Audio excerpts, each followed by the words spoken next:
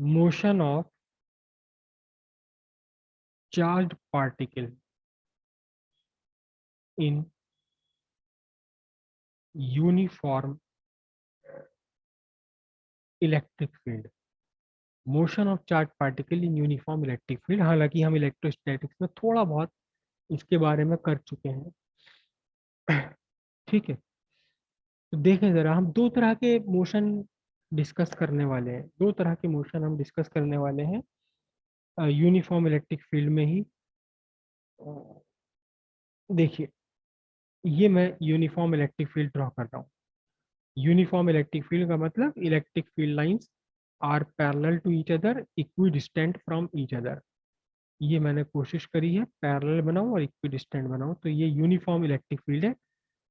This is E vector, E vector along positive X axis से। फिलहाल मैंने positive X axis के along इसे बनाया। और यहाँ एक चार्ज पार्टिकल आ जाए, this is a charge particle having charge plus Q and mass M. तो अब जस्ट रेज योर हैंड, आपसे क्वेश्चन पूछने वाला हूँ। what is the direction of electric force, actually electric Lorentz force हम इसे बोलते हैं। पूरा वर्ड बोलना चाहिए हमें, इलेक्ट्रिक लॉरेंज फोर्स।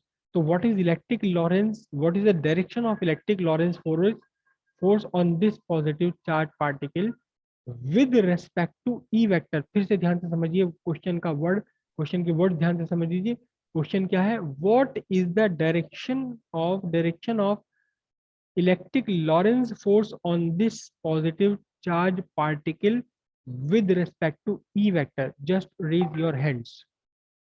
आपने बिल्कुल ठीक कहा, बिल्कुल ठीक कहा। The direction of force on this particle is in the direction of electric field vector. This is the force vector. And how much is the force? Simple सी बात है, force is equals QE vector. Force vector equals QE vector. And hence, if the particle is free to move, if the particle is free to move, जरूरी नहीं कि हमेशा ये particle move करे। आपने इसे कील से ठोक के जड़ रखा है, नहीं जाने दे रहे कहीं भी, तो ठीक है, फोर्स लगेगी। उस फोर्स के इफेक्ट से उस फोर्स का कंसिक्वेंस एक्सेलरेशन नहीं होगा। लेकिन if the particle is free to move, अगर ये पार्टिकल चलने के लिए फ्री है, then its acceleration F vector by M vector equals what is Q E vector by M vector.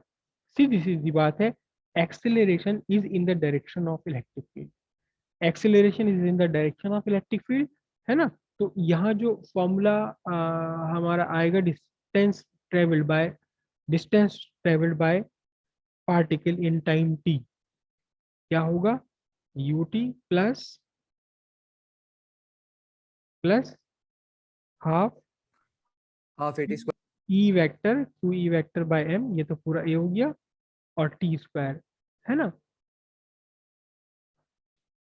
और ये तो बन जाएगी, सपोज मैं इस तो एस वेक्टर सीधी सी बात है, अगर अगर आपका यू वेक्टर, अगर यू वेक्टर आपका जीरो है, नल वेक्टर है, तो फिर आपका एस वेक्टर क्या बनेगा, देखो, S vector is equal to बनेगा Q E vector by 2m T square. सीधी सीधी सी बात है। एक्स वेक्टर कहाँ है, X vector is parallel to E vector. जो डिस्प्लेसमेंट है इसका वो ई वेक्टर के पैरेलल ही होगा। ये टाइम टी में यहाँ से यहाँ आ जाएगा, है ना, डिस्प्लेसमेंट इसका पैरेलल होगा। और एस, है ना। तो अगर मैं यहाँ इसको E vector S x axis के लिए ले रहा हूँ, तो ये एक्स एक्सिस की डायरेक्शन में होगा। लेकिन अगर मैं एस, या ठीक है, मैं इस पूरे एस को वेक्टर फॉर्म में रिप्रेजेंट कर रहा हूँ, तो एस वेक्टर की जो आपकी इक्वेशन बनेगी, वो बनेगी आपकी क्यू ई बाय 2m आई cap plus 0 j cap plus 0 k cap. समझ गए, ये तो डिस्प्लेसमेंट होगी अलोंग एक्स एक्सिस, आई कैप, जे कैप 0 k कैप 0। तो यहाँ एक्स एक्सिस के अलोंग ही है सारी की सारी डिस्प्लेसमेंट, वाई एक्सिस के अलोंग, जेड एक्सिस के अलोंग ये मूव ही नहीं करता। क्यों? क्योंकि ये रुका हुआ था, रुके हुए से चला यहाँ से, ठीक है। अगर ये ऑलरेडी यहाँ से आ रहा होता, किसी एक सर्टेन वेलोसिटी से आ रहा होता और एक इलेक्ट्रिक फील्ड की डायरेक्शन में ही एंटर करता, तो भी इस फॉर्मूले में आपका you vector dot into T T और जुड़ जाता है इसके अंदर। लेकिन तब भी आपका वाई कंपोनेंट और जेड कंपोनेंट तब भी जीरो होता। लेकिन क्या हो अगर ये चार्ज पार्टिकल मूव कर रहा है ऑलरेडी, लेकिन इसका मोशन ई वेक्टर के पैरेलल नहीं है, तो क्या होगा? चार्ज पार्टिकल मूव कर रहा है लेकिन इसका जो मोशन है, इनिशियल मोशन, ये you vector is not along electric field vector. तो फिर हमें यहाँ पर वेक्टर सम देना पड़ेगा, और इसका जो डिस्प्लेसमेंट है पार्टिकल का, वो दोनों ही एक्सिस पर रहेगा, दोनों ही एक्सिस पर रहेगा, ठीक है। तो अब हम डिस्कस करेंगे motion of charge particle in uniform electric field perpendicular to the electric field. ये मैं इलेक्ट्रिक फील्ड ड्रॉ कर रहा हूँ along Y axis. This is direction of electric field, E vector is equals to E J cap. समझ गए? E vector equals E J cap. ये electric field की direction कहाँ है? Along Y axis. This is electric field, uniform electric field. Magnetic field lines एक दूसरे के parallel है और यूनिफॉर्म इलेक्ट्रिक फील्ड है और इक्विडिस्टेंट है। तो ये यूनिफॉर्म इलेक्ट्रिक फील्ड मैंने बना लिया अलोंग वाई एक्सिस, ठीक है। अब एक चार्ज पार्टिकल यहाँ से एंटर करता है, यहाँ से एंटर करता है, कैसे एंटर करता है? इनिशियल वेलोसिटी u से एंटर करता है, इनिशियल वेलोसिटी u से एंटर करता है।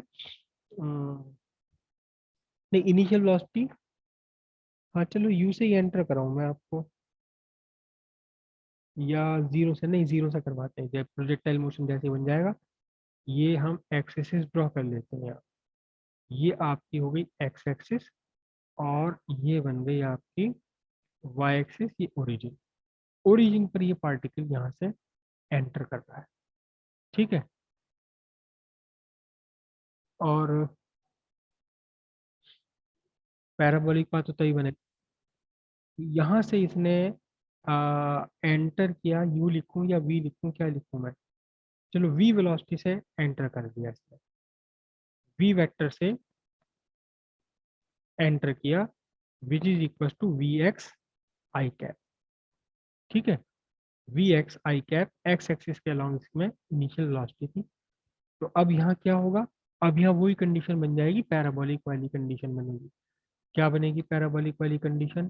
कि इसमें एक एक्स एक्सिस के अलॉन्ग तो इसकी अपनी वेलोसिटी है, लेकिन एक्स एक्सिस के अलॉन्ग कोई भी फोर्स नहीं है, फोर्स नहीं है। Force along x axis F x equals zero. Along x axis कुछ भी फोर्स नहीं है, तो इसका मतलब एक्स एक्सिस के अलॉन्ग एक्सेलरेशन कितना होगा? सिंपल सी बात है, एक्स एक्सिस के अलॉन्ग एक्सेलरेशन भी जीरो रहेगा। लेकिन वाई एक्सिस के अलॉन्ग इस पर एक फोर्स एक्ट कर रही है, वाई एक्सिस के अलॉन्ग एक फोर्स एक्ट कर रही है, यहाँ फोर्स एक्ट कर रही है। कितना? F Y vector. F Y vector is equals to what? What? Q E vector equals Q E J cap, ठीक है। वाई एक्सिस के अलॉन्ग इस पर एक फोर्स एक्ट कर रही है, क्यू ई जे कैप। तो वाई एक्सिस के अलॉन्ग एक्सेलरेशन आ जाएगा, इसमें एक्सेलरेशन आएगा। तो अब ये एक्स एक्सिस पर आगे बढ़ता रहेगा अपनी खुद की velocity V X I cap से, और जो फोर्स लगा है उस फोर्स के कारण ये लगातार क्या होगा? ये लगातार चलता चला जाएगा अपने वाई एक्सिस के अलावा। जब तक ये इलेक्ट्रिक फील्ड के अंदर है तब तक तो ये मूव करता रहेगा under the influence of two forces.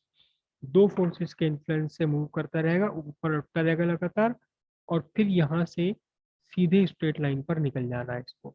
ये आपका ट्रेजेक्ट्री ऑफ द प्रोजेक्टाइल होगी। मैं इसको straight line, continuous line draw कर दूं। This is the trajectory of projectile, जो पार्टिकल है आपका। और सपोज इसने एक्स एक्सिस के अलॉन्ग डिस्टेंस चला है एक्स, तो इतने टाइम में ये वाई एक्सिस के अलॉन्ग डिस्टेंस चल चुका है कितनी? वाई, ठीक है। अब हम मैथमेटिकल इक्वेशन फाइंड करेंगे इसके मोशन की, और पता लगेगा कि ये मोशन कैसा है। ये मोशन आपका एक्सिलरेटेड मोशन है, ठीक है। तो दो दो एक एक करके हम दो बार कंसीडर कर लेंगे। दो दो चीजें हम कंसीडर कर लेंगे। एक बार horizontal motion along X axis, मैं बल्कि हॉरिजॉन्टल वर्टिकल नहीं बोलूंगा। एक बार मोशन अलोंग एक्स एक्सिस, दूसरी बार motion along Y axis. X axis वाले मोशन से हम टाइम फाइंड करेंगे, और वाई एक्सिस वाले मोशन में हम उसे सब्सटीट्यूट कर देंगे। तो अब क्या बना देखिए ये,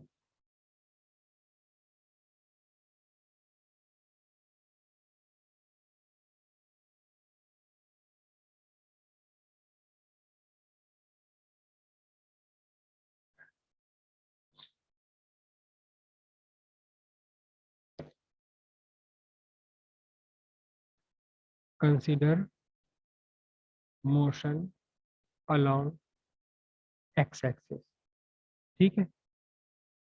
तो हम क्या लिखेंगे, S x equals you x T plus half A x T square. तो एस एक्स कितना है, एक्स एक्स एक्सिस के अलॉन्ग इसने एक्स डिस्टेंस कवर किया। यू एक्स कितना था, यू एक्स था इसका वी एक्स, लिख देता हूँ मैं इसको V X T plus half into zero into T square, क्योंकि एक्स एक्सिस के अलॉन्ग एक्सेलरेशन जीरो है। तो x इज इक्वल्स टू क्या हो गया, वी एक्स टी, और यहाँ से आपने फाइंड किया t equals X upon V X, ठीक है। या वी एक्स को हम सिंपली v भी लिख लेते हैं, क्योंकि v वेलोसिटी से इसने एंटर किया था। सिंपली मैं इसको v लिख लेता हूँ, v वेलोसिटी से इसने एंटर किया था। तो ये आपका x अपॉन वी निकल कर आ गया, time x upon V second, ठीक है। उसके बाद हम क्या करेंगे, उसके बाद करेंगे consider motion along Y axis के अलोंग मोशन आपने कंसिडर किया। तो क्या बनेगा देखो, S Y is equal to U Y T plus half A Y T square. Y axis के अलोंग कितना डिस्टेंस कवर किया, वाई, ठीक है, वाई डिस्टेंस कवर किया।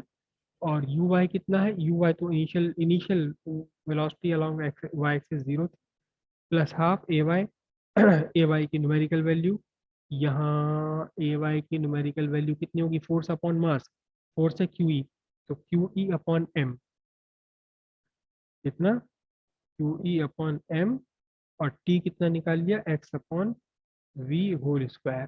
तो अब आपके पास इक्वेशन बनी y is equals to Q E upon two M V, M two M V square X square. और यहाँ से आपका ये सब कांस्टेंट है, क्यू ई एम और वी सब कांस्टेंट स्पीड से चल रहा है। चार्ज भी कांस्टेंट, इलेक्ट्रिक फील्ड भी कांस्टेंट, मास भी कांस्टेंट। तो ये क्या बन गई, ये आपकी इक्वेशन बन गई कि X square which represent, which represent क्या, which represent what, parabolic. Parabola. Parabolic. Hence, बोला hence path of charge particle, trajectory. हाँ ट्रेजेक्टरी, ट्रेजेक्टरी एक्चुअल वर्ड हमें ट्रेजेक्टरी यूज करना चाहिए। Trajectory of charge particle is parabolic. सीधी सीधी बात है, ये क्या बन गया, पैराबोलिक पाथ बन गया आपका। सिंपल था बिल्कुल एकदम, है ना।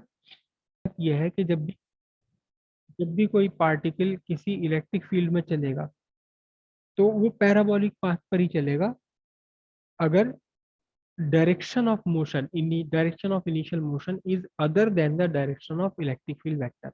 अगर ये चार्ज पार्टिकल इलेक्ट्रिक फील्ड के ठीक परपेंडिकुलर ना होकर के at a certain angle from electric field ऐसे या ऐसे एंटर करता, तब भी तब भी तब भी इसमें क्या बनता, ट्रेजेक्टरी इसकी प्रोजेक्टाइल ही बनती। क्योंकि देखो ध्यान से, अगर मैं ऐसे ऐसे इसको मोशन को ऐसे, इनिशियल मोशन इसका एक्स एक्सिस के अलोंग ना होकर एक्स एक्सिस से सर्टेन एंगल पर होता, तो अब मैं इसके दो वेक्टर ले लेता। एक वेक्टर अलोंग एक्स एक्सिस का हॉरिजॉन्टल, सॉरी, और दूसरा वेक्टर इनिशियल वेलोसिटी का वाई एक्सिस के अलोंग ले लेता। तो फिर यहाँ जो आपकी ये इक्वेशन है ना कि वाई इक्वल्स के एक्स स्क्वायर, इसमें समथिंग समथिंग समथिंग एक्स और आ जाता, क्योंकि हमने यहाँ यू आई जीरो लिख दिया। यू आई भी हमें कुछ ना कुछ लेना पड़ता, तो वो समथिंग एक्स यहाँ आ जाता है, तब भी प्रोजेक्टाइल कैसा बनता आपका, तब भी प्रोजेक्टाइल इसका मोशन जो बनता वो पैराबोलिक ही बनता। तो कोई भी चार्ज पार्टिकल अगर इलेक्ट्रिक फील्ड में एंटर करता है with a certain velocity not parallel to electric field, electric field के पैरेलल नहीं है, तब उस पार्टिकल का पैर पाथ है वो पैराबोलिक पाथ होता है। ये तो सिंपल सी बात आई निकल कर कहाँ, इलेक्ट्रिक फील्ड के लिए।